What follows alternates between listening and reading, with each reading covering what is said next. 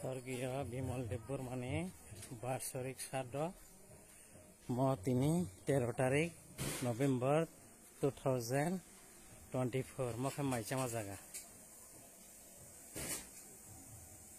মাইমা সামা জায়গা ইয়াংखाय सङै दंमा জায়গা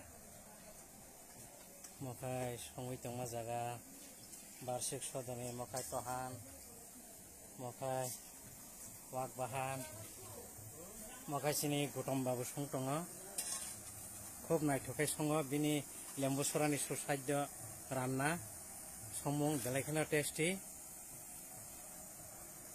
सं दंलाय मखाय सिनि गौतम बाबु কেমন আছো গৌতম বাবু? কি রান্না করতেছ আজকে? টক না ডাইল হয়ে গেছে গা? আচ্ছা আচ্ছা কেমন লাগছে আজকে? আচ্ছা হ্যাঁ থ্যাংক ইউ। এটা হচ্ছে আমরা বৌদি গৌতম বাবুকে সবসময় হেল্প করেন ওই আমাদের বাবি কেমন আছো? আচ্ছা আচ্ছা আচ্ছা থ্যাংক ইউ। মশলা টসলা মখায় मखाय दाल मखाय टक सं दङ बेलेगखौनो हामबाय दिनै श्राद्ध अनुष्ठान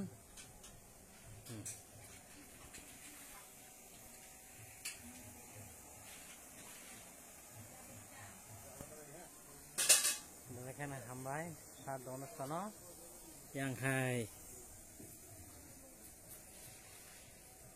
एक समय जागा मगाय हैंड वाश खाना जागा जाबाय थायो मतेखाने बार्षिक श्राद्ध তিনি स्वर्गीय তিনি कुमैना बिमल देब्बर मान बेलेगखौनो हामबाय थैंक इउ वेरी माच।